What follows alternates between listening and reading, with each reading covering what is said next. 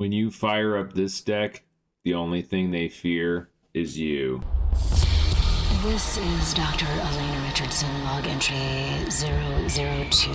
Subject analysis of Doomslayer, January 24th, 2163. There is no chance that the subject is a demon. He is male with a genome that makes him very much a member of the human race. I cannot, as a contributing member of the scientific community, agree with the assumption by some of my colleagues that he is, for lack of a better word, a god, an avenging angel, the right hand of doom, here to save humanity from its sins. But I cannot ignore that the timing of his arrival, the identity of his enemies, the fire and brimstone element to this catastrophe we currently find ourselves in it has definitely shaken my scientific resolve. Maybe he represents humankind's rage, their will to persevere, to overcome that which would threaten our survival. He is uncompromising, a relentless being of violence that knows no mention of the hesitation shown by our many leaders and politicians during our time of judgment. The only thing they fear is him. He cut through them like a sickle through a field. His fury surpassing their own. He is faster, more relentless. I believe him now to be more than just a man. He is Doom.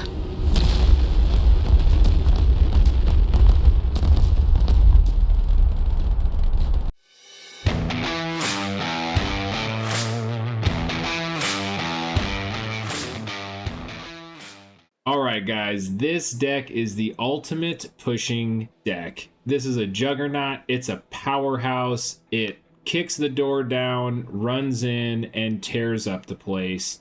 If you guys like to be aggressive, if you like to push objectives, this is the quintessential pushing type of deck. A lot of the decks I cover, I feel like have a hybrid type of kind of counterplay to them. But I built this deck specifically to push objectives and just basically don't stop until you're in their spawn. Most of the times, once you do start pushing in pretty far, the enemy, whether it's 2, 3, 4, or 5 of the teammates, will eventually turn on you and halt your push. So you want to be careful about how far you go with this deck. But man, the momentum that you can build up and the amount of power that you can bring to a frontline fight is amazing.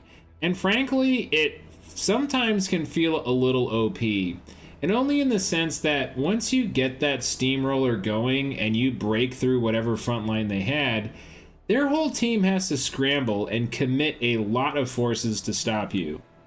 Usually I would see sometimes, 4 or 5 helicopters being called out from a variety of different teammates, on the enemy team, or I would see a cruise missile nuke, or I would just see tons of planes being called in to do a bunch of bombing runs. I mean, there's a lot that the enemy will throw at you when they realize, oh, you've killed everything I had on the front line, and I don't have anything to stop you. It can cause a panic reaction, so you do have to be careful with that. That's kind of, again, the overview on the play style, but the reason why it can work so well is because, first of all, you have great recon with this deck, and it's all combat focused. I mean, your Green Beret Flash, melt infantry, Rangers RRC can melt infantry and hit tanks. Your snipers are basically just there for vision. Your Sep 2 Tua. So if you micro this thing well, it can actually shoot from the trees, shoot from the tree line, and be hidden the whole time. The enemy will never even see it if they're not close enough. You have Pararescue for CQC and Recon, and then of course Cav Scouts for anti-tank and Recon. Your Infantry tab, absolutely a powerhouse. Mostly I build it for CQC engagements with a couple of options for long range, but you're not really trying to take an objective and just sit there and live there. you're trying to keep pushing, right? So you would normally ask a support player that has a lot of long range standoff infantry to kind of hold a point for you, and then you can just go push somewhere else, right? And that's really what the infantry here is designed to do. And then the vehicles, right? So now once you get out of the Recon and Infantry tab, you notice that these tabs are limited in points. I mean, we have less than 2,000 points and less than 1,500 points in most of these. So you have to be very careful with what you bring. But the things you can bring are so good, right? So your vehicles, I mean, let's not joke around. You get like the 6 best tanks, I think, in the game. When you bring 2 SEP V3 trophies, that's a serious pair of tanks that the enemy has to deal with, and arguably the only quick response I've seen to actually taking these things out are those Su-24, I think, MPs that have that cluster run. That thing can instantly take you off the map, so you do want to keep these tanks spread out, so if that happens, you're kind of caught off guard. You're only losing one of them and not both of them. But that's why I bring 4 of the SEP V2s, and you notice, hey, why is that SEP V2 not cost 350 points? It's because I don't put a trophy system on it. I just put its maximum health Tusk upgrade. So again, very key part of the deck is the vehicles, and I will go into kind of my deployment order for this deck. I think it's very important. Kind of the momentum that you build going through phase 1 is pretty crucial.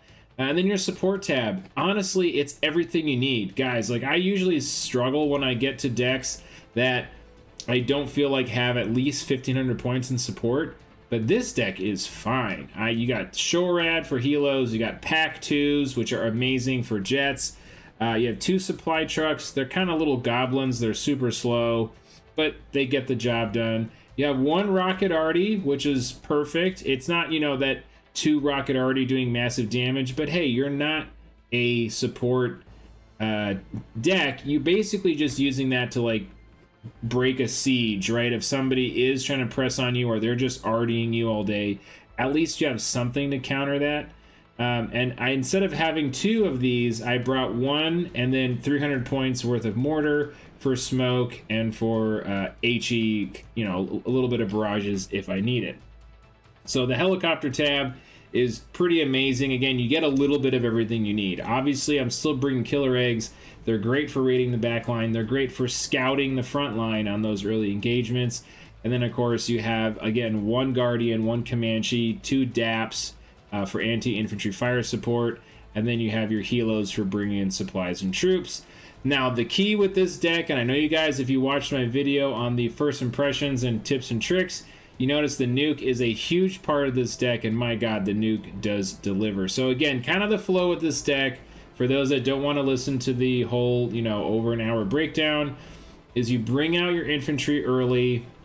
That's usually my initial start, is either ground or helo based on how well we did in the air war. I bring out the infantry, recon, and regular infantry first. And then I call in 2 tanks, right, immediately after that. Then I call in some AA, right, to come with the tanks, because that's the natural counter. I'll call in some AA, and then at that point, I save up for a nuke. I don't call in anything else. After I have my first 2 tanks, my first round of infantry, I save up and I call out that nuke to hit whatever they have building up in their backline, waiting to basically counter push my very strong advance. All right, so with that said, guys, let's hit the Recon tab. So a lot of these units I have covered in pretty good detail. Like, I've already gone over the armored deck before, and I've definitely gone over the SF deck before. So I'm not going to go into like my autistic level of detail on every single unit. I kind of want to assume that by now most of you guys know what these units are. So I'm really going to just explain why I brought a specific unit, and then why I didn't bring other units. And then why, you know, and then that part of why I brought a unit is also explaining its loadout, right? So let's get right into it. So Cav Scouts, I absolutely love these guys because the flexibility that they offer you and the ambush that you can do with them is key. Now, most of the time I see guys, they call out both of these at the same time and they like stack it in a building. Again, that's a smart thing to do because the Javelin, if you're fighting an APS tank, you can, you know, have both of them shoot at something and then okay, one missile will get through on every volley, and usually 3 hits from a javelin, 2 or 3 hits will kill a tank. So there is a great ambush potential with this guy. But the other thing I like to do with them is pair them up with a Ranger Javelin squad, which gives you a, again, that same thing, but now you can cover kind of a wider flank. You can have a Cav Scout with a Javelin in a building doing big damage together, and the, the Cav Scout kind of providing the vision, and the Ranger Javelin providing that extra firepower, range, and all of that. So I really like them for that. They're good forward scouts. And I bring the Bradley CFV. Now, again, I'm not a really huge proponent of the Bradleys in general, because overall, I think for what you're actually paying for, it's just the Bushmaster 1. This thing really underperforms in vehicle combat. I mean, look, guys, it's 60 pen. So anything that has over 60 pen, you're not getting through. You're going to have to use HE. And this is only 25 HE pen, which is basically nothing, and 2.5. So this thing, again, it's an infantry support vehicle, but I'm bringing it as a scout. So on those wide open maps, like, Highway of Death and Meandering River, I will bring some of these and park them because it has the 2000 sight range, which I really appreciate. And it's also, I can bring Cav Scouts with it, so I can get a nice recon frontline with these two vehicles. But on a normal map, if it's anything that has CQB or urban or anything, I'm never calling this Bradley out. Again, that's personally for me, because I'd rather spend that 145 points on other things like Rangers RRC or Pararescue, like something that has a more kind of direct application versus this, like, okay, it's a very expensive pair of binoculars, which is fine, with the tow missiles and all that, but again, it's shooting one tow 2 at a time. So again, a very niche like use case on the CFE, but the Cav Scout, absolutely love it. So Pararescue, one of my favorite CQC recon teams in the game, because they have flashbangs. This is absolutely vital for what the Pararescue can do, because when it's in that CQC fight in a forest, for example, sure, the flashbangs aren't giving you a lot of value there, but as soon as you pop these guys into a building, they completely suppress whatever enemy they're fighting against, making their combat stats almost useless. So these guys are absolutely great in, again, urban fights where you're trying to building hop and you want to get that flashbang suppression on an enemy, and they're also cheap. So if you're trying to get a nice wide net of recon in an urban environment or in a forest environment, they do that very well. And I just parked 2 little birds with them because this is cheap transport I use to fill out the deck. I love the little bird. You just got to be careful because it has no ECM, so this thing does just get shot down so super fast. I always regret whenever I call in my units too close to the front line with something like a little bird, and just one missile from something knocks them out. So do be careful with these. Try to bring your units in from helos behind a high rise or a tall building. That way, even if you do forget about it for a little bit, at least they're behind a sight blocker and they're not just going to instantly get killed. So the SEP V2 Tua, I love this tank. It's one of those things that I had to get humiliated by like a good player with it to realize how good it is. The fact that it has stealth and 2000 sight range means that it can be in stealth in a tree line and take a shot on an enemy and they might not even see you, right? So you can shoot and not get shot, and as you can probably imagine, that's pretty huge in a fight. It also does have a laser des and 2 smoke, but again, as all the recon tanks, no APS. So do be mindful that this thing basically handles just the same way as my other SEP2 with no APS. But again, for a recon tank, it's amazing. And if you are pushing in far and you are spearheading, again, through a town or through an open field, you definitely want to have one of these or the Bradley with your group to get that 2000 meter sight range. I absolutely love it. And I definitely prefer it over the Bradley because you have the 120 millimeter cannon versus just, having those tow missiles. Now, do be mindful though, this thing does have less health than the other tanks, so in general, this thing is squishier, and you will feel it. When you want to kind of brawl with this thing, you feel that it is not as well defended as your normal tank line. But that's why I only bring one, because I've never had a case to use more than one of these, but I think having one is really good. And again, you kind of bring it to a place where you think you're going to need to use it for combat, but you're not planning on just having it go in frontline brawl, right? You want it to just be eyes with a big gun just in case.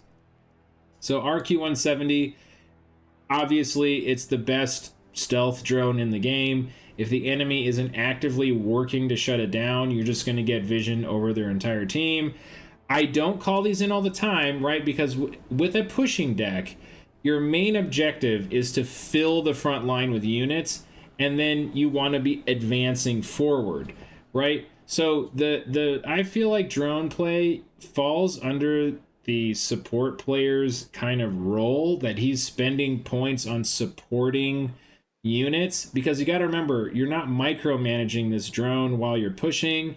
And I feel like if you really want to get maximum value out of a drone, it helps to micro it, right? You actually, instead of having it just circle, you'll have it actually go up and then move parallel to your front line and then move back. So he's not diving, on his circle. He's not diving into the enemy's line and getting shot, but he's giving you more vision range than if you were to just do a quick pass, at the end of his circle near the front line.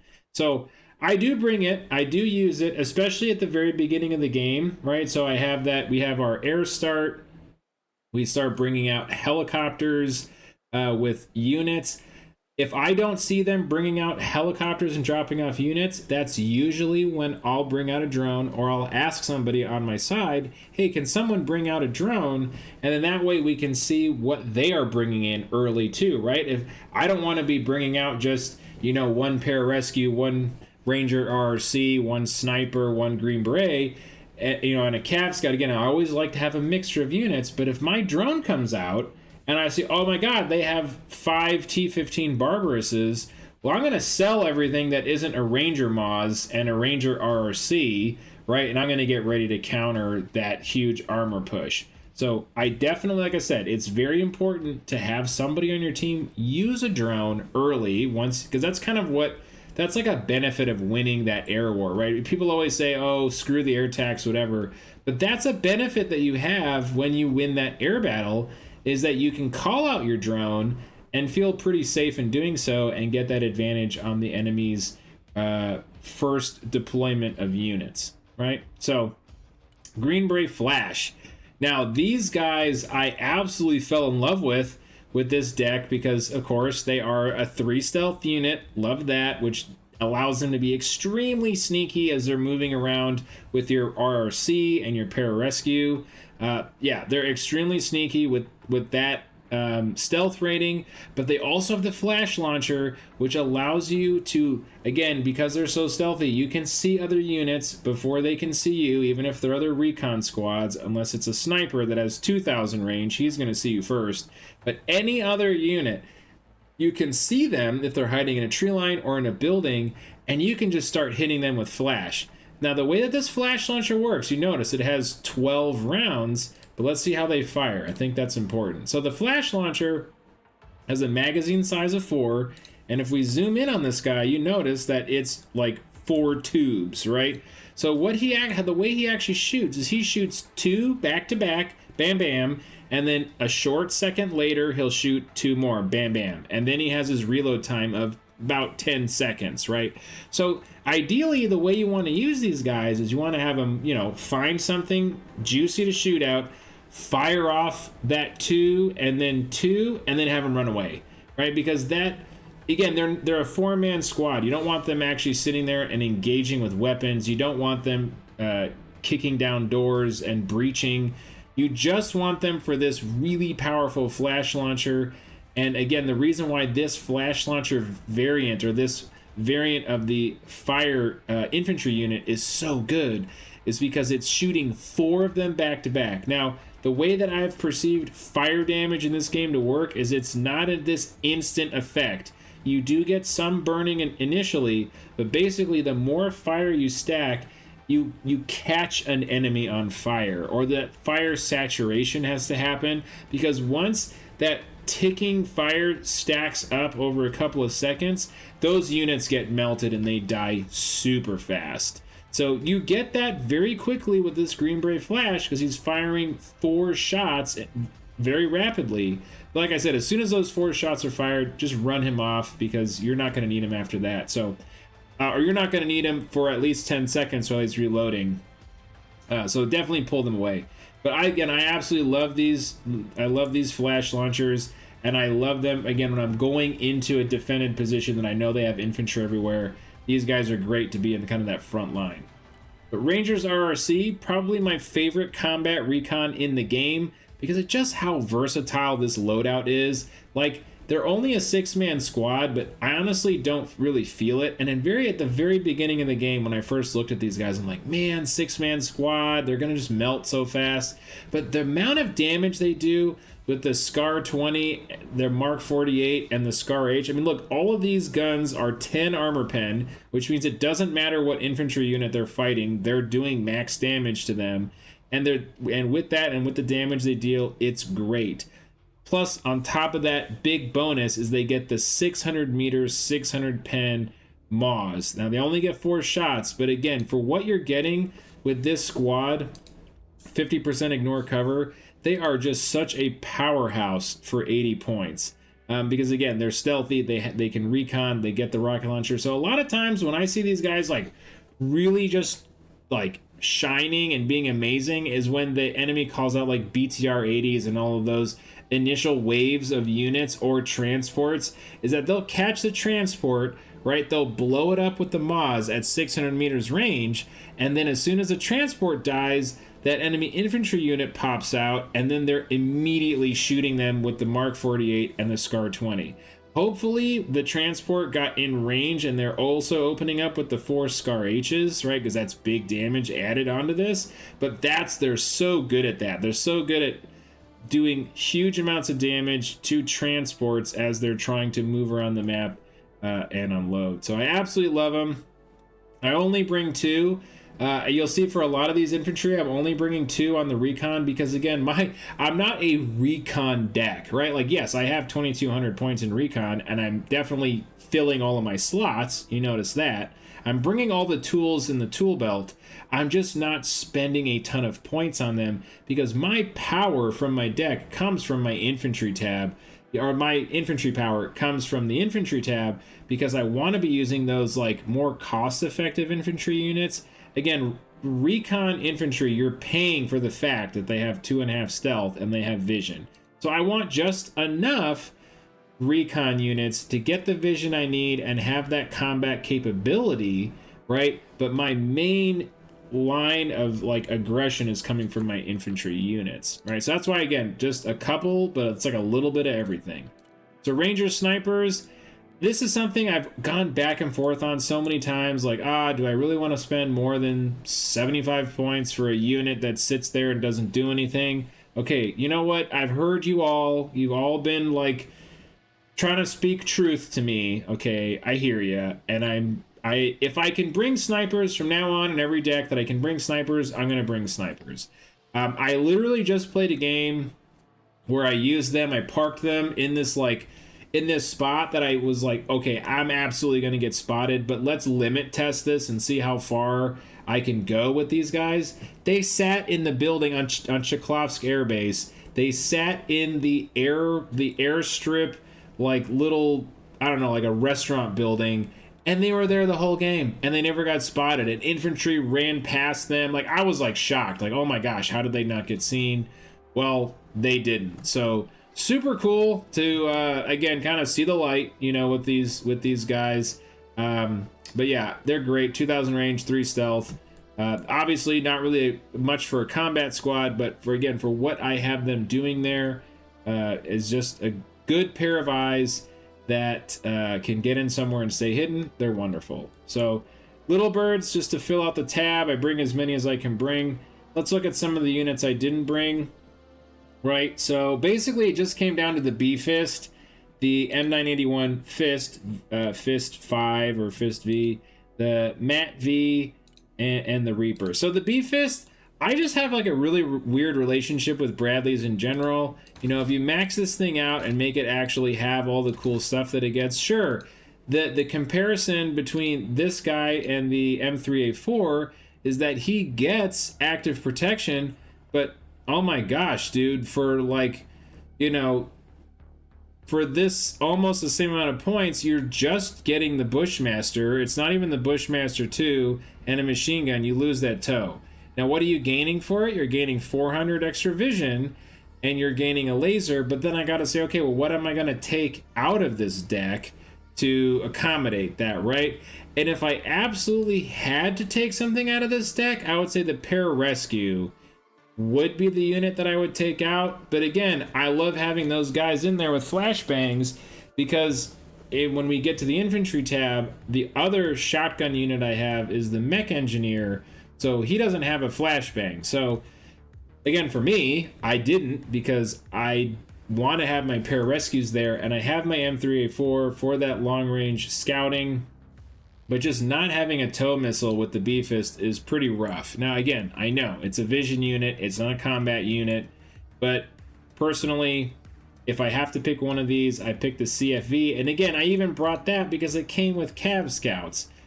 If I couldn't bring it with Cav Scouts, I probably wouldn't have brought it, right? So that's why I don't bring the B-Fist.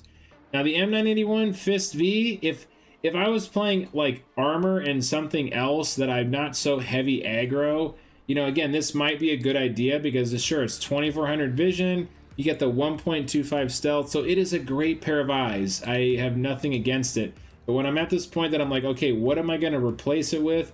I'm not going to replace it with the snipers because these guys are way sneakier, way harder to be seen, and I can use this in a lot more different various areas and situations.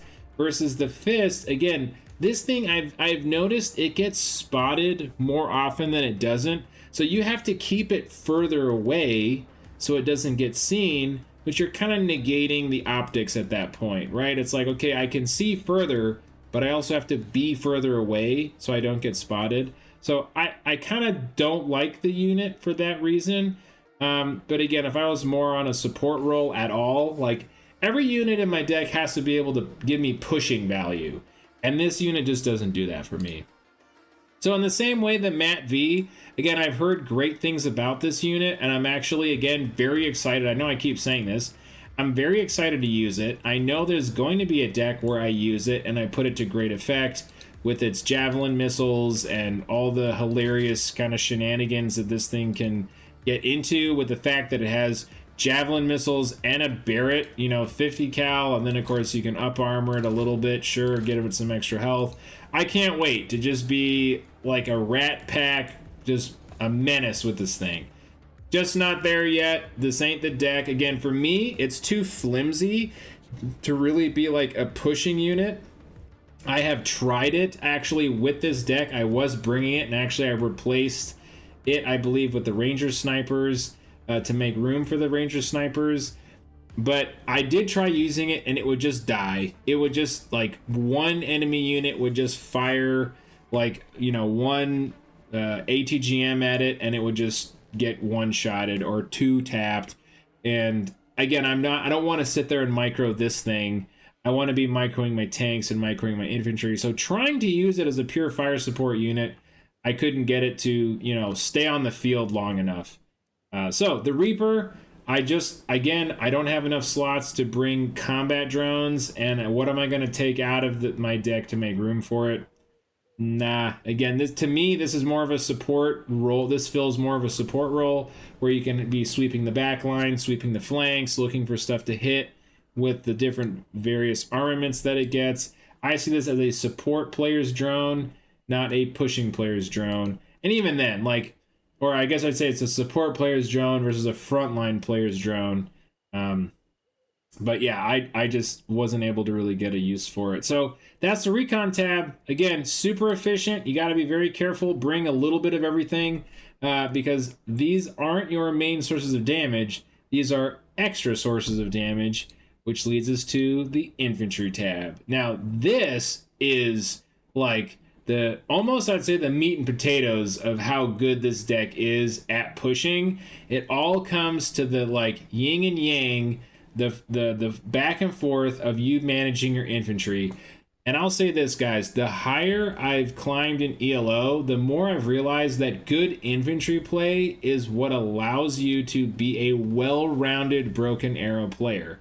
Because if you've been playing this game for longer than 5 minutes, you know that every ELO has the tank rusher, right? Let me just go, click vehicle, click, 10 tank, click on field, A move, right? Like, anybody can do that, and anybody can have success with it because you just keep moving forward until you die, and then you just do it again, right? You can't do that with infantry because they need to be transported in. They need to be micromanaged well so they're not getting just all blown up in one bomb because they're slow. So they're easier to counter, right? Because infantry moves slower. They have short bursts of speed, and thank God for that sprint buff. Oh my gosh. You know, they have much shorter bursts of speed that they're allowed to do. So again, it's much easier to predict where they're going, predict where they are, and counter them. So that's what I'm saying. Good infantry play, though, really, really, really rounds you out as a Broken Arrow player. And I am going to be diving more into like infantry specific tips and tricks videos and guides and all that. And I know there's a lot of them out there. So why don't you guys do this? Please help me out. I'm putting an infantry guide together probably within the next 2 weeks. So if you can, please share with me in the comments what are you struggling with in the infantry gameplay, and what would you like me to elaborate on regarding infantry, right? Is it like, how do I keep them alive? How do I get more use out of them? How do I do more damage? How do I, you know, like, what is it that's either you want to do or you're struggling with that I can help you out with, right? So with all that being said, let's start out with Delta Force. Now, I normally would bring 3 of these guys. The reason why I only bring 2 is because I actually, as I've used Delta Force more and more, I've realized that they're more of a fallback point of infantry, right? Because as soon as you have this is what I've noticed, as soon as you like show the enemy that you have Delta Force, they freak out. Just like the SEP V3. This is like the SEP V3 of infantry. When they see that you have these, and oh my god, bless your soul if they see you brought 2 of them and they're close together, right? I mean, the whole Russian Air Force is coming after you at that point. But if you show Delta Force, they are going to actively gear up to kill you, because just about, again, every Russian player knows that when Delta Force show up, all of their infantry die, right? And I have gleefully, you know, squeed as I watch Delta Force just melt infantry over and over and over again. So what I like to do, instead of trying to incur the wrath of Khan, you know, I try to actually keep these guys as a fallback point. So when my tanks and my other infantry are pushing forward and being really aggressive, and now they're bringing engineering, they're bringing SSO, they're trying to bring all these other units to basically push me back, I have the Delta Force there as a back line, like hold a defensive line point, because again, with the massive range that they have, I mean 600, 700, 1,000 meter range they have, they can start clapping back from super far away, and yeah, that's going to make that's basically going to save your other infantry units' lives so they can escape to safety and not get killed, right? That's really what I like these guys, kind of how I ended them up being, because as much as, again, this is a pushing deck, you have, like, the infantry gameplay and the pushing deck's kind of power comes from not gassing out, right? Where you basically push until all of your units are dead, and then you're starting over from scratch. That's not how you build momentum. You basically push as far as you can until you hit the wall, you back up, and then while you're rearming and resupplying, you're saving up points for that nuke, you're dropping that nuke, you're wiping out everything they had, and then you're going again. Assuming you haven't lost any units or very few units from your initial push, right? You do your infantry wave, you have your tanks coming out, you punch through with your tanks, and then you fall everything back. So I have Delta Force kind of sitting in the back line, being a fallback point for my infantry. Rangers. All right, I absolutely love Rangers. I feel like these guys, in the lineup of mainline infantry squads, these guys are probably the most flexible with the kit that they have, but they're also more anti-infantry focused than like an anti-tank squad. But you know, again, because they come with Scar H's, these DMRs again pierce cover of buildings, so they are absolutely so good at like urban skirmishes.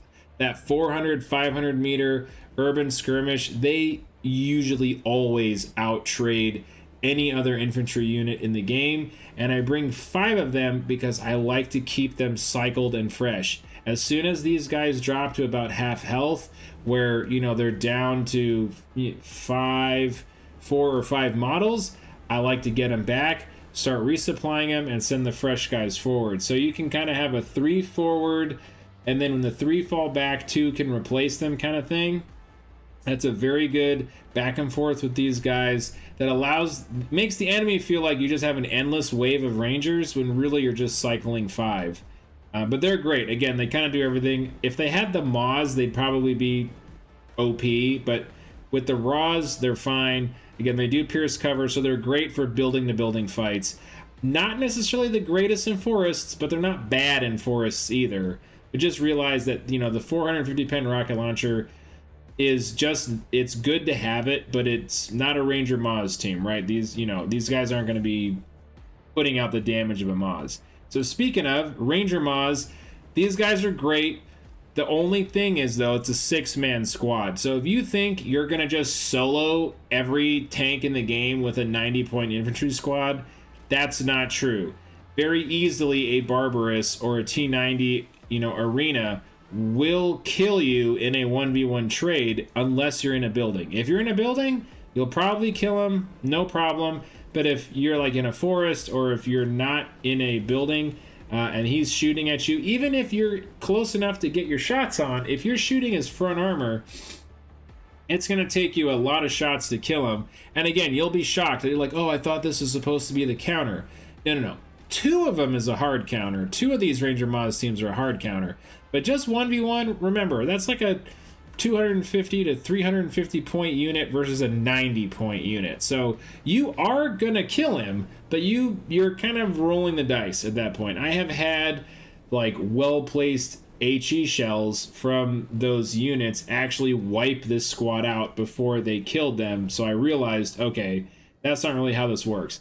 I think the best way to use a Rangers Maz squad is like an ambush infantry, where you're either hiding them behind a building and popping them into that building kind of when it's too late, that the enemy is like really within your range, and you're popping 2 or 3 of these squads into a building, or you're bringing them with rangers, right? And you're kind of trying to keep them hidden, so you're almost baiting an enemy tank into fighting your rangers, and then these guys come in on the flank and just start drilling the sides of a tank with these Maz. Then you see a tank just get vaporized like they didn't exist.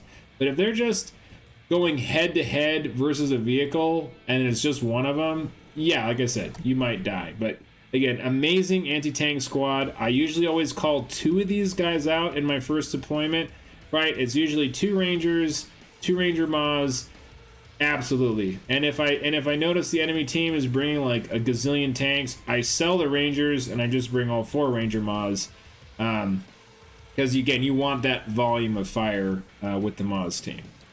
So Javelin Rangers, niche unit, fallback unit, right? So you're going to notice in this deck, I basically have 4 fallback units that I have for infantry that again kind of create a defensive line, so I'm not just so flimsy after my push is over. If you watch that tips and tricks video, I learned a lot from that game, from that match, and this is what I did to kind of round out my overall, again, pushing power of my deck. So I have Delta Force, I have Ranger Javelin, I have AA, and I have Ranger GL to be a backline defense. Now, like I said in the recon portion, I bring the Cav Scout and the Ranger Javelin. I put the 2 of them together in a building, and now I have 750 sight range, and I have long range, plenty of firepower with the Javelins. These guys get a special one with further range,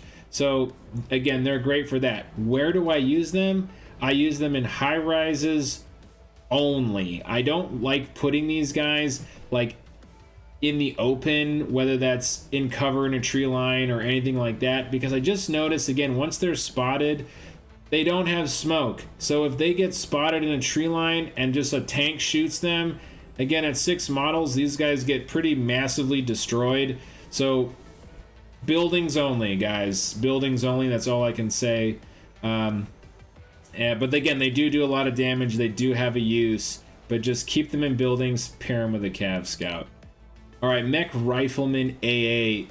Kind of the backbone of my air defense. They only have 4 missiles, but they're only 65.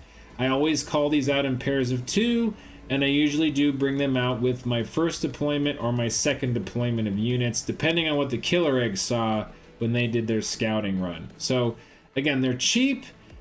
These Stingers do the job, but they need to be reloaded often because they only come with 4. So, Mech Engineers...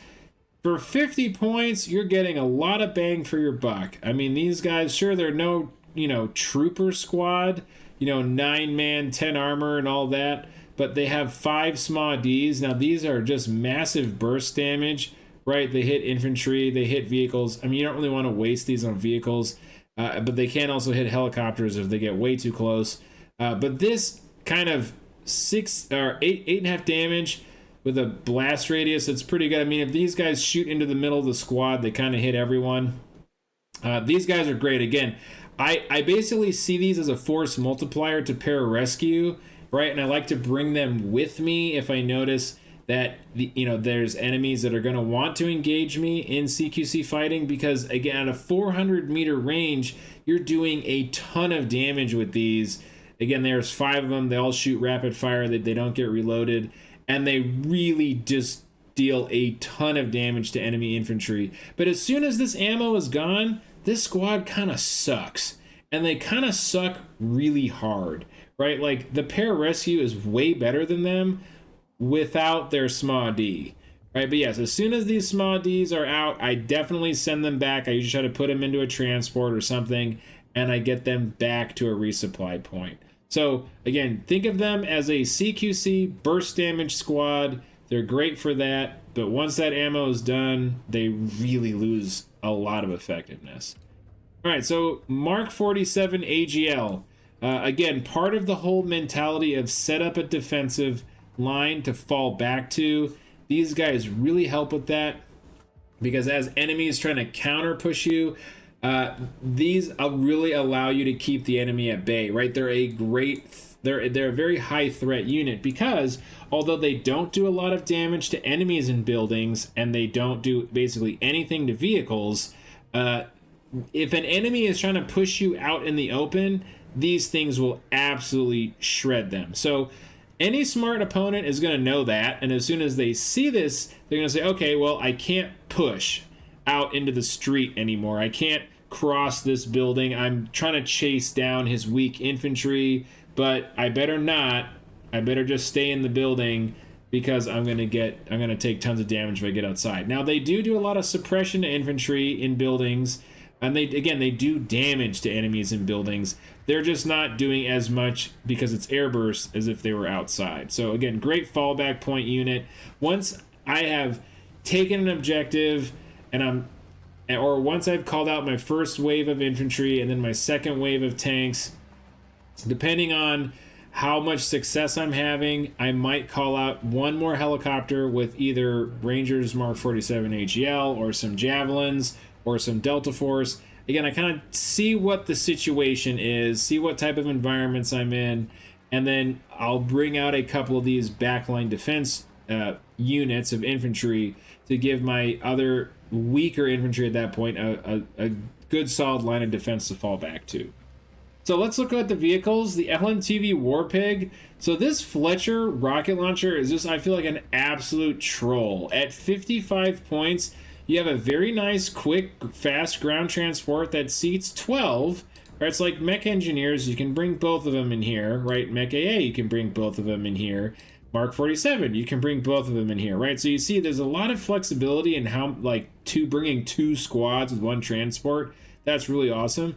And then you get this Fletcher missile, which the Fletcher missile, 1,300-meter range, right? So further than the Delta Force one, and it rapid fires 4 of them at a time, and then it has to reload, right? But these 4, again, it shoots them extremely fast, and you can kill helicopters, you can hit infantry out in the open, you can hit infantry in buildings. There's so much versatility. I mean, it says it hits a plane, but yeah, good luck, man.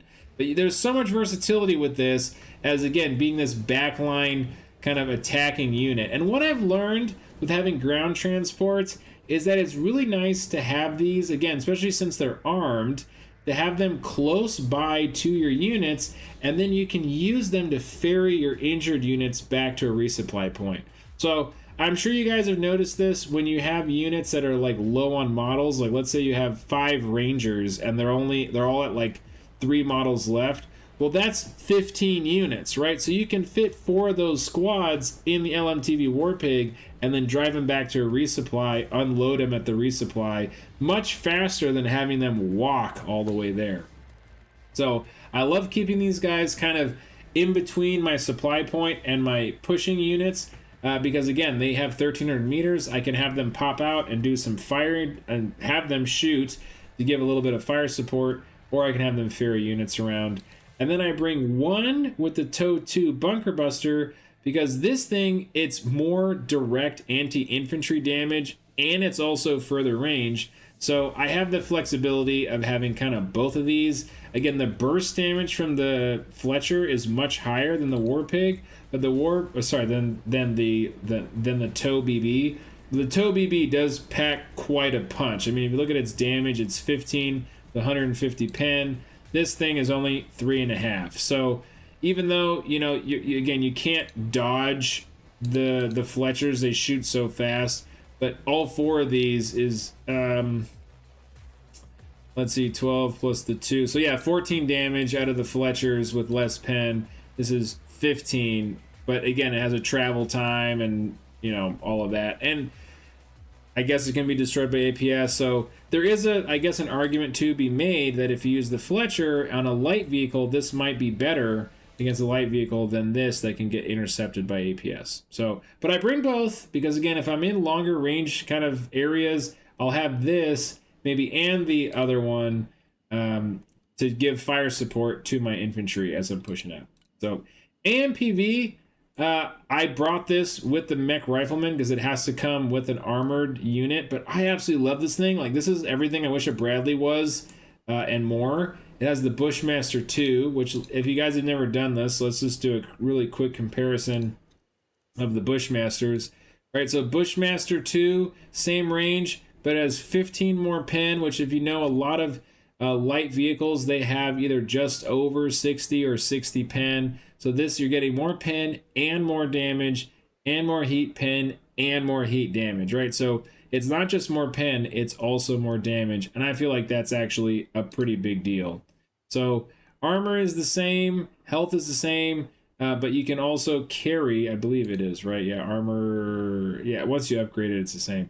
But I believe, yeah, but with this, you can carry 12 troops versus the Bradley's 6. And again, for me, being able to carry 2 or 3 squads at once, I feel like is way better than not.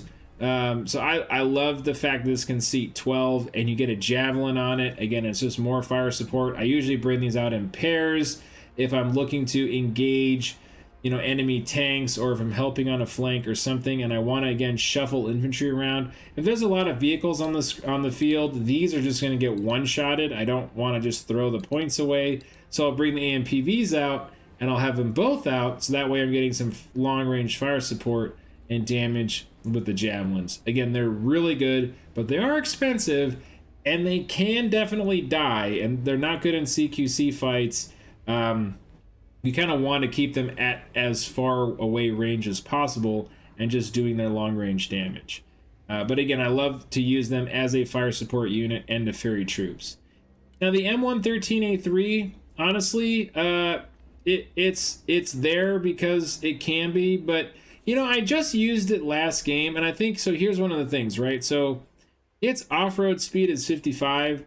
The Warpig's off-road speed is 45. So if you're doing a lot of driving through forests and driving, you know, on those type of environments, this actually moves around faster than the Warpig was. I was just on Chekhov's airbase pushing A, and I realized that, okay, you know, this thing actually moves troops back and forth from the forested front lines faster than the Warpig does. So it does have a use, and it is cheaper, but my gosh, like, it, you know, I don't put any guns on it. It doesn't really get anything anyway.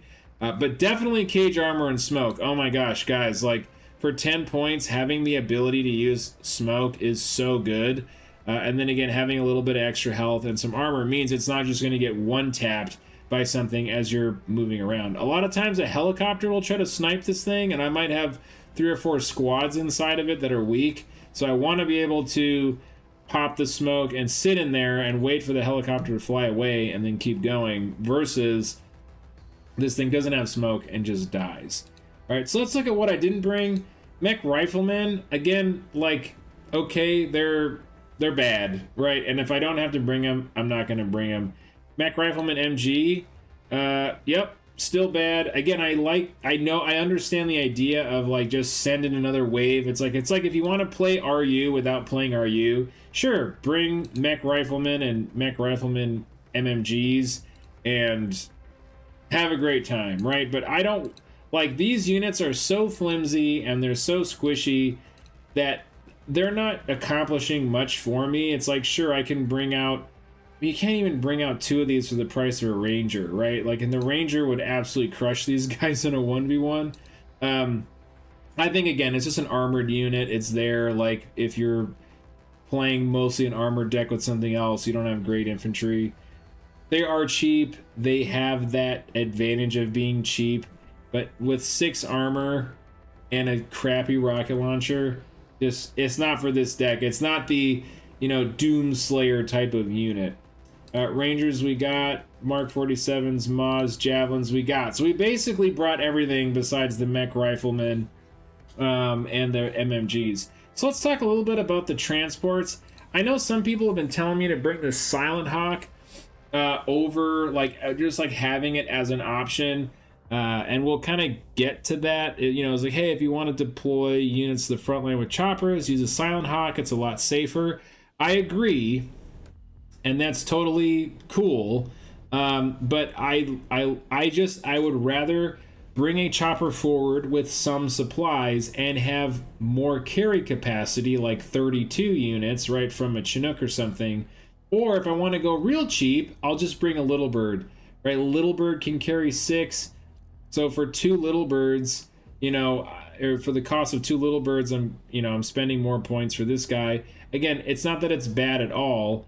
I just don't necessarily need to forward deploy that extra, 100 feet that I could get out of this. I just either use a Little Bird or use a bigger transport and bring more units. That's why I don't really use a Silent Hawk for this deck. Now, other decks that I'm using, like sneaky round the side of the map tactics, sure, this is great. But we're not doing that here. So big thing with these Bradleys, again, my whole philosophy with the Bradley is if I want the Blam, which is basically the TOW BB, hey, I got it right here, you know, on this little guy, and he's faster. Sure, he's less armored and less health, but I can get that Blam launcher on this Warpig and just do it just fine there. Again, without these upgrades, this thing is super slow, and I just don't see the Bradley as being a combat effective unit. Sure, you can do the whole I'm gonna blob 50 Bradleys together. Well, you're gonna get clustered, and even if you want to bring a couple, well, now you gotta micro them or they'll just die. I know there's this whole topic of conversation out there of Bradleys and their effectiveness, and I only use light infantry, I never bring tanks, or I only bring light vehicles, I never bring tanks. That's cool. Well, in my opinion, if I'm going to stack a lot of light vehicles, I just bring an AMPV. You know, like I said, if you take a Bradley and you fully upgrade it, it's almost the same points. It's 125, so for 10 more points, you get a better Bushmaster, you get the Javelin, which is terminally guided, right? You don't have to hold a lock. You can just fire and forget. And then you can carry twice as many troops for 10 more points. I'd take that deal any day of the week. So I just, like I said, I think the Bradley has just kind of been shown up by the AMPV. I think if they made the Bradley maybe 15 points cheaper, I would consider it at that point, because it's definitely a significant savings. But again, I think it's too expensive for what it is.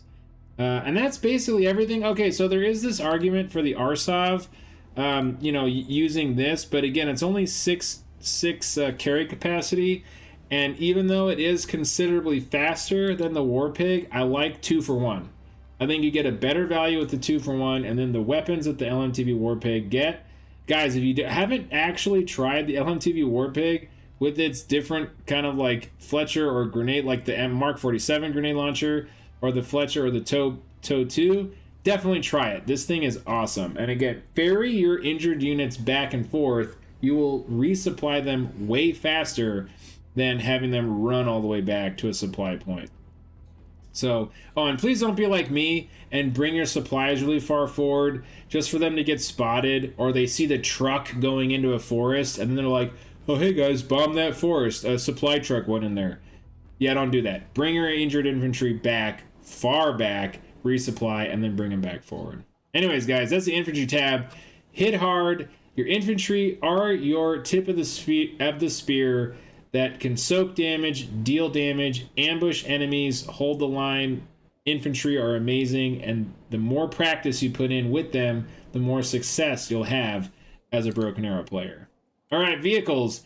Now for the rest of this deck, guys, we are short and sweet, right? Vehicles in this deck, again, you have a few choices, and I'm just going to go over with the Set V3. Again, you know it. This thing is an absolute monster. It does massive damage. It has high health, high armor, all that. It's amazing.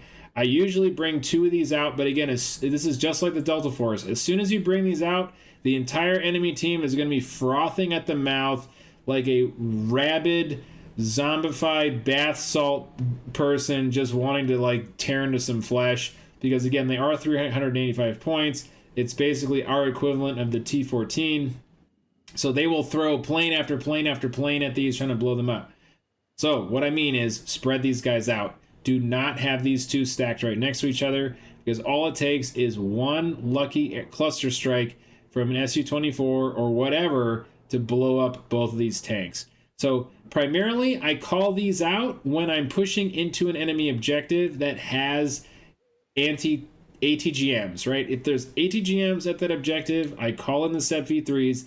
If it's just a tank fight, I'm just bringing the Set V2. It's 100 points less, and it's like basically the same combat stats. It's 100 less front armor, but you're getting, like I said, basically the same combat stats, right? You don't have the HE round, that's true, but the cost savings is way better to bring 2 of these at 280 than 2 of these at almost 400, right? So please consider that. If you just need tanks on the field to just cover you for tanks, bring 2 Set V2s out until, I'd say, like, if you're really ready and you're ready to like do a huge push on the front line and be that big damage force, okay, cool. Now bring your Set V3s. But like I said, keep them spread out, but they are absolutely a powerhouse, and they're wonderful for that. The Set V2s, tank to tank brawling, long range damage, and very cost effective, right? So short and sweet on the vehicle tab, guys. If you can, in a game, if you can bring out like 4 to 5 tanks, that's probably all you need to bring out, because you want to be able to have at least 150 income rate going so you can keep your nuke up, right? You want to like have enough points to be able to use your nuke when your plane's off cooldown. So I don't ever plan on dumping all of this tab, but yeah, if I can get 4 tanks out, I'm feeling pretty Doom guy-ish, right? Yeah, I'm feeling pretty good. So the reason why I don't bring the M1A2 Abrams, right, over the Set V2 is because I'm limited on the amount of tanks I want to bring, and this Set V2 tank is a better tank-to-tank fighter than the Abrams, right? So 1,300 meters range, 1,400 meters range, 500 pen, 450 pen, right? So you are getting you're squeezing a little more performance out of the tank. And I did initially do this deck with, I think, 5 Abrams. Or maybe it was actually because I only could get 4 still. But I did end up initially going with Abrams. But again, this SEP V2 Abrams does survive longer and does deal more damage in those fewer numbers than if I was going to do like a wolf pack and like have 2 SEP V3s and like 5 Abrams, right? Like that's a really heavy metal deck, like more the USMC or Striker and Armored, rather than this where you're trying to have, again, a few tanks that are extremely powerful. So like I said, this is really that combination of a few very powerful tanks. The Assault Breacher, the reason why, guys, I don't bring the Assault Breacher, because I do think it's a great tank that has a role. I just don't have the extra points for it, and I'm not willing to drop one of my SEPs for a niche use case type of unit. The M901, this is more of a defensive fallback type of unit than like a pushing type of unit. Sure, it does add fire support, but I feel like it needs to be microed, and I don't have the points for it, right? I don't have the points for it in my tab, even if I did want to bring one. I'm not willing to drop a tank for it, but I think these are great units. Again, they can hit infantry, they can hit tanks. There's nothing wrong with them, but I don't want to be microing it, and it's more of a support player or frontline defensive unit than a pushing unit. So the SEP versus the like Abrams, I really think the argument here is like, you know, for these 2 units, you're basically only paying for a little bit of extra pen, right? You're at 500 pen here, you're at 475. Yeah, for 10 points for me, that's absolutely worth it.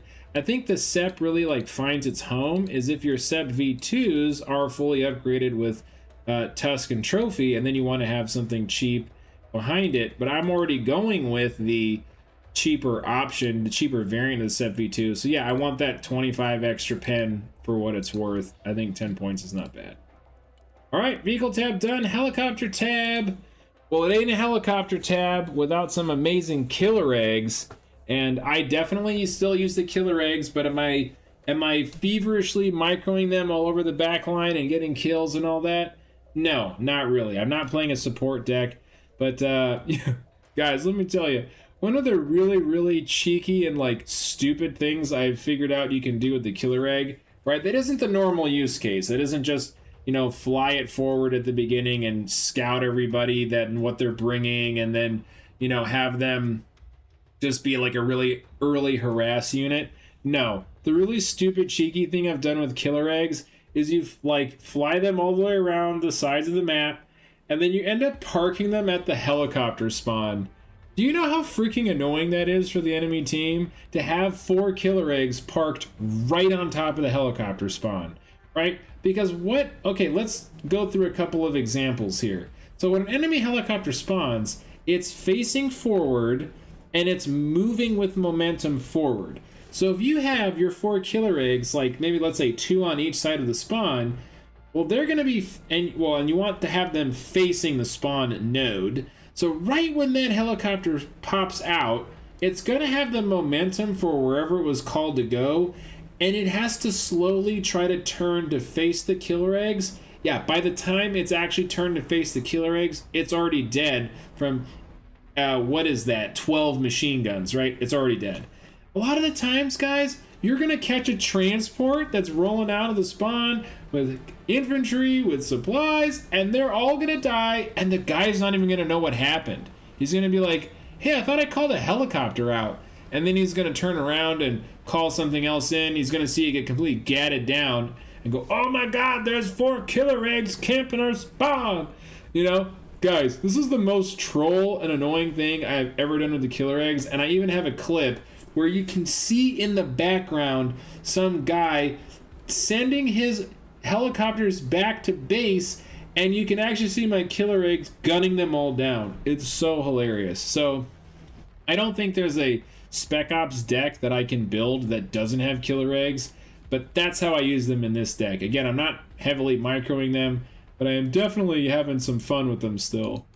So kind of, again, like the theme now, it's 1 Guardian, 1 Comanche, and a couple Daps. So the 1 Guardian is just if I'm caught a little on the back foot, my anti-tank infantry is dying, and I am in a situation where I need to halt some tank push, right? So what I'll do is I'll call this thing out, or if I need to help a friend, right? If one of my teammates needs help with anti-tank, I'll call this thing out, because again, Guardians, all of these helicopters, guys, they're high micro units. You can't just, you shouldn't just call them and set them somewhere, right? Usually if they're just sitting somewhere, they're going to get artillery, someone's going to try to get an easy kill on them, or you're paying tax for a unit that is, again, easily countered when they know it's there. So I usually call this thing out, I use it for whatever situation that I need to do with it, and then I send it back, I sell it, right? But again, you love having it. I mean, who could shake a stick at 25 ECM, 20 armor, 15 health, 2,000 meter range, fire and forget missiles? I mean, it's a powerhouse, right? And the better you get at microing helicopters, learning that dash in, do damage, dash out kind of play style, because again, as soon as these flares run low, get this thing the heck out of there, because that's definitely when it's going to start getting completely just smothered with missiles. So Comanche, same idea, but this thing is the anti-helicopter version of a chopper, and I love it for that still, because if I'm going to, let's say, bring a Guardian out and I know he has chopper support with him, I'll bring the Comanche too, right? And again, if I really am dedicating to helping a teammate on a flank, I'll call out 4 killer eggs, I'll get the Guardian and the Comanche, I'll push them all together, and that's actually a pretty powerful little helicopter push that you can send towards your enemy and have a lot of firepower. Again, this triple bay of Stingers, you're shooting 3 at a time in a salvo, and you're going to just absolutely destroy any other helo that you come across. So the DAP. Now the DAP is basically my discount Apache.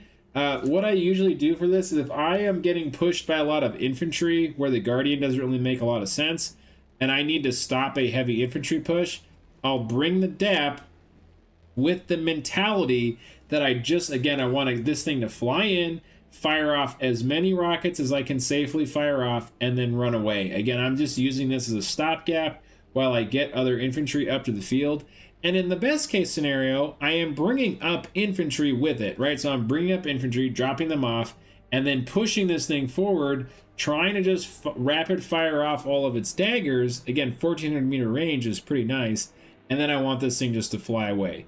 At 25 ECM with 10 armor, again, unfortunately only 12 health and 10 armor. This thing is very fragile, but this thing isn't sticking around. You're just having them come in, do a ton of damage, and get out. And I think, again, with 2 of them, you can very well do that. I did that in a game where I had this thing basically come in and just make the enemy team's infantry push stop. And then they're like, oh, I better go get my SHORAD. But by the time they brought their SHORAD up, I'm already gone. Right? And again, if you lose one of these, it's not as painful as losing a Guardian or a Comanche. They're only 155. So, my obligatory favorite 2 helo transports in the game. I mean, I guess the King Stallion is a better helo transport than the Soar, because it can just carry a lot more. Not any more troops, but maybe more supplies. But I love the Soar because it can carry a lot of supplies and a lot of infantry. And I have done some pretty dirty and dangerous things with this helo. Again, the fact that it has 20 armor, 18 health, and 15 ECM is great. You can upgrade it with more ECM, but then you're just paying so much for a transport helo. But I'll leave this totally up to you guys. If you're being really dangerous with this thing and you're flying it and you notice you're getting shot at by a lot of missiles, hey, go ahead and put that ECM on there, keep it safe. I want this thing to be as cheap as possible and just bring in a lot of stuff. That's kind of my main goal with it. And this is if I need a little less stuff, but I need it there very fast. Right, just remember the Osprey takes a long time to land. So one of the problems I find myself doing is, because this is such a high octane aggro pushing deck, is I'll call in these helicopters and then I forget about them. And then they get spotted, and then they get artilleried, or they get bombed, or, oh my god, any number of things. So the best thing that I think you can do when you call in a helo is call it in and then fly back to the spawn, highlight it, and then go back to where you wanted it to go and tell it to unload, and then shift B to sell it. So you're basically having it showing up, selling its unit, or showing up, dropping off its units, and then selling it, versus just it shows up and it sits there until you remember, right? So the Osprey, again, if you do it that way, that you're telling it to unload, then it flies a lot more efficiently, that it's flying and it's planning on unloading at that drop point, so it's actually slowing down and lowering its altitude, dropping off quick and leaving, versus the other way around. So, but I absolutely love these. They're perfect for that. They're better than the Soar because they just carry more stuff. So again, if I don't need a lot, I use the killer, or I use the little birds. But when I want those big infantry reinforcements, I bring these. Right. All right. Air tab. It's short and sweet, baby, just like the other ones. B2 Spirit. I do not have a lot of nuke decks, but I absolutely love the nuke, and I think this is probably one of the best cases for it, because when you have a pushing deck, the number one most annoying thing that you end up having to deal with is when you have an enemy sieging you, right? They have this wall of defense, and then they're just starting to blast you with arty. So that has happened to me. I think I've played 12 games with this deck. It's happened to me like 10 times. So what I end up doing is I'll have my initial push, I'll create my fallback point and fall back, and then I'll have my tanks rolling up, and I'm just going to sit on points and I'm going to wait. I'm not doing anything else anyways, right? I can't push any further because my units need to repair, they're weak, whatever. I'm resupplying them, I'm doing all of that. So while I'm saving points, I'll let my team know, hey guys, in about 2-3 minutes, I'm going to need a seed run. So they're all saving up some points too. And then I'll YOLO a drone, right? Or I'll ask someone to YOLO a drone. So I see where everything is. And then I just call in that nuke.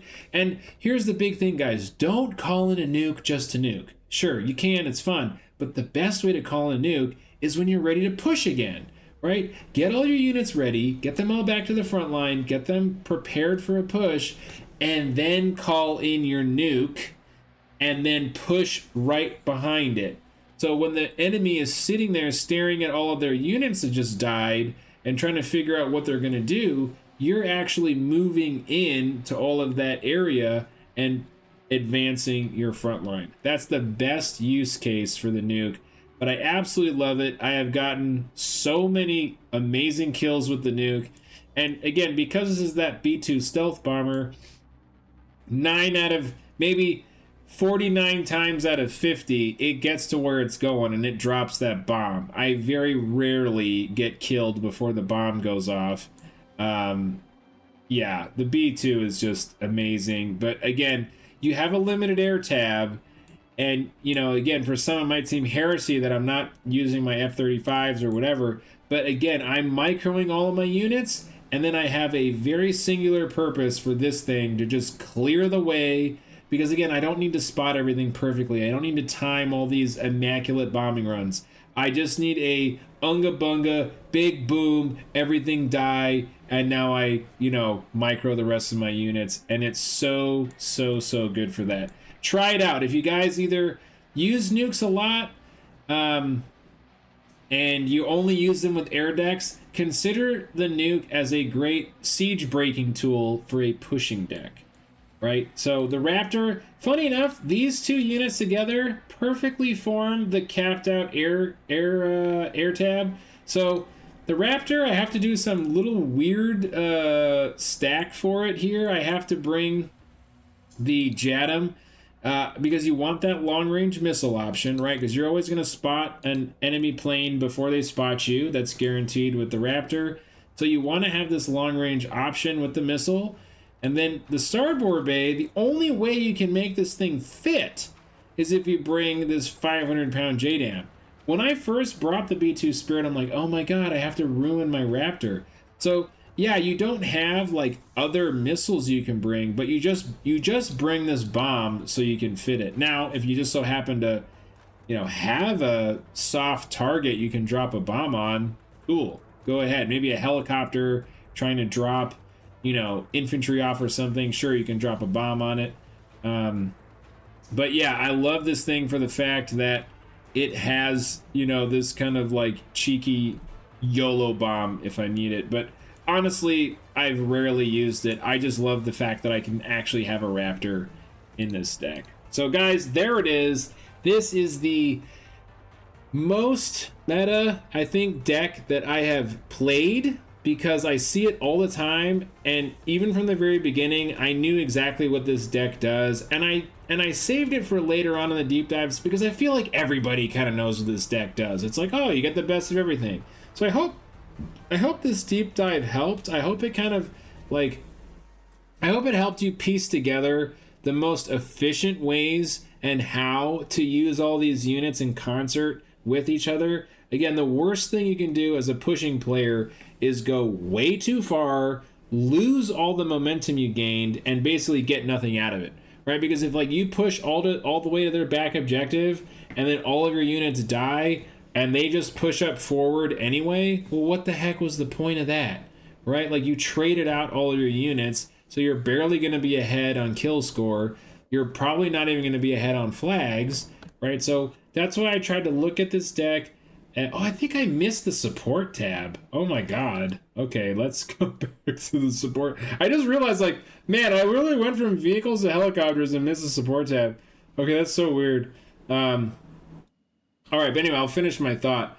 Yeah, don't be that guy that just pushes until he dies. Like, push until you're starting to feel like you're hitting the wall, and then fall back. All right, so support tab. Okay, Shorad. This Shorad, it ain't the Striker Shorad, but it still is a Shorad. Now, again, this is one of those units that there is a huge community of people that will swear on their life. They'll bet their whole house on it. You know, they'll make any series of bets and promises and all of that they want. They'll say, oh, I swear my soul to whatever that the Shorad with the Stingers is a better AA unit than the Shorad with the Hellfire. Okay. You know what? All I'm going to say is try it out. If you're one of those that's just absolutely positive that the Stingers are 100% always better, dude, go into an AI game or go into the testing range, put like 3 Shorads with Hellfires and 3 Shorads with Stingers and like 6 Helos, and see which ones more consistently get kills, right? And how quickly they get the kills. Because the Hellfire, it's terminal guidance, right? So it doesn't get affected by flares or chaff or any of that stuff. If it hits, it hits, and because it's terminal guidance, it's following exactly wherever its laser guided to. So even if it misses, it's still doing 13 damage. That's a lot, right? And the range is the same. What I think is the best part about the fact that you're getting the Hellfire is this is now a multi-role vehicle that can push against other tanks versus the Stinger. Now, again, the argument for me with the Stinger is you get 12 of them versus the Shorad with the Hellfire, you only get 6, right? That's my use case for it. But again, I think the ability to have a dual-purpose multi-role vehicle that has Hellfires that can shoot ground targets is so important versus the fact that you only now can shoot helicopters with it. So again, that's my thing. That's my rant about it. I'm not going to engage with the whole controversy, but all I'm going to say is try it out. Give it a shot. See if, put it through its paces and really find for yourself what works better. I usually only call these out when I feel like there's a very imminent threat of helicopters, because having 2 mech riflemen AA is usually enough to swap them off. But if I see like a bunch of helicopters that are constantly using helicopters, or if they're doing helicopter cruise missiles, I'll bring these guys out because their radar AA and their Bushmaster can actually intercept those cruise missiles, right? And they can easily fight against helicopters. And again, they're also an anti-tank flex option as well. So they're also really cheap, $165. Give it a try. Patriot Pack 2, arguably the best long-range air defense of the U.S. team, because with its 4,000 meter or 8,000 meter radar range and 21 damage, it can one-shot a plane. So I absolutely love these when I'm like going into phase 2. Because so here's what happens when I'm going, and this has happened to me so many times. When I'm going into phase 2, if I've had a successful phase 1, the enemy is stumped or pissed, right? So they're usually, their counter to me is either a nuke or just heavy AA runs. And normally, I don't prioritize having the Pack 2s because I want my support players to be supporting the front line by providing AA missiles. But after I got nuked enough times, I said, okay, I am bringing my own Pack 2s out, because when I see that one cruise missile flying from the back of the map, I want to be able to turn this guy's radar on and intercept that stupid thing. Or if all of a sudden I'm seeing Su-24 MPs flying in constantly, I want to shoot that sucker down. So I usually bring this guy out, I put it on a control group, I bring them both out, I put it on a control group, and I don't leave its radar on because I don't want it to use all of its ammo shooting at, random crap. I want this thing, I want to toggle it on when I see a threat and basically just save it for that. So again, you only get 4, right? Even upgraded, you only get 4, which is a drawback, but massive range and very useful in defending you against the enemy's basically rage. So the supply goblin, it's really slow. It carries a decent amount of supplies, but again, it's basically something you have to have. As once I start getting into early phase 1, I call one out. I usually helo drop supplies, and then I cart the supplies around with this thing, right? I also try my best to pick up supplies when I'm not using them and just leave them sitting in here versus being out, because for whatever reason, when an enemy just casually it's much easier for an enemy to, see a supply drop and recognize that versus this thing and say, oh, I gotta go already that, or tell my team to already that or something. Whereas if you see a supply drop, they're like, oh, static target supplies, kill that. So I like to always hold my supplies in this thing and then just drop them off as I need it. But yeah, you need a minimum of 2 of these. I think any more is unnecessary, but again, you're not relying on bringing supplies from the spawn with this. You're just moving supplies you helo drop in. So GMLRS, the reason why I switched these down from 2 to 1 is I don't want to be like sinking 600 points of my economy into cluster missile. I basically just bring this out if I'm fighting against, let's say, 2 or 3 players and they just want to play the arty game, right? They don't want to push. They just have like a giga enormous line of defenses, or they have a lot of air. So even like, okay, nuke, and then I push, well, then they just cascade me with planes, and it's just like this back and forth like stalemate. Okay, I want to have something that I can at least start to counterplay with a little bit, and that's why I have this, is if I need to hit their long range AA so I can get my B2 in, or if I just want to start shooting at their arty, it's nice to have one of these that can very effectively do that. And again, you're not getting this like burst of damage, you don't have 2 of them, whatever. But I honestly feel like for what this deck is supposed to be doing, having one of these is totally enough. Now, the mortar carrier, I have this as a softening up targets and then also for smoke. So hypothetically, you could go mostly smoke, and I don't think that's a bad idea because this is more a smoke carrier than an HE carrier, but I do find myself using the HE quite a lot, whereas like the smoke is, I'll do a smoke line, like maybe I'll bring out 3 of them, I'll call out 3 smoke lines, and then that's it. But if I'm trying to actually like mortar stuff and get some big damage in, then yeah, I want to have more HE available. So I notice when I call these out, I'm using more of the HE than I am of the smoke at a time, but I might end up, using all the smoke up before the HE is used up. But again, most of the time I'm using up more HE than smoke. So I hope that made sense. This is mostly for smoke to cover your troops as they're moving around or backing off. But if I am engaging in counter battery or softening up a target, I like to have the large HE pool available. So let's look over the rest of the stuff here. So these paladins, I'm not bringing these paladins because I'm not like playing an arty deck and I don't want to. And again, what am I going to trade out here? I'm limited on points, so I got to be very careful with what I bring. I guess you could say, well, I could bring 2 of these paladins versus GMLRS, but I really like having the 6,000 range, right? You can touch stuff really far away with this, and I like having that option versus trying to like micro paladins forward and back, and kind of playing it that way. So not really needing any of those here. MCV, like you're paying more, you're paying for the extra armor. Like this is the AMPV platform, and for the extra 10 points, like, nah, I'm good. I'll just stick with this guy, thanks. I guess if you're really worried about counter battery, this is better, but I'm not. So I don't need that. Pivads, again, great unit. I think out of the Pivads and the CRAM, the Pivads is better. Like someone pointed out to me, the magazine size on the Pivads is 750, which is considerably larger than the CRAM.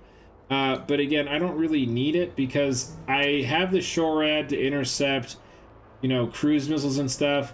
But I'm not like setting up, again, I'm not leaving my radar on where I'm actively worried about seed. I'm just turning this on when I'm trying to intercept cruise missiles or high value planes. So I'm not really setting up a defensive net. These are just very like specific use case for me. And again, I don't really have a lot of extra points. So MLRS versus GMLRS, I want the more accurate and longer range versus the just volume of fire. So not going to bring it. Already got the Supply Goblin, already got the SHORAD, already got the Patriot. All right, guys, that is the support deck. Okay, so there it is, folks. Love you so much. Thank you for stopping by. I hope you give this deck a try. I hope you love it. I hope you learn how to be Fear Incarnate. And can't wait to see you guys. Hope you show up to the tournaments. Please join us in the Discord.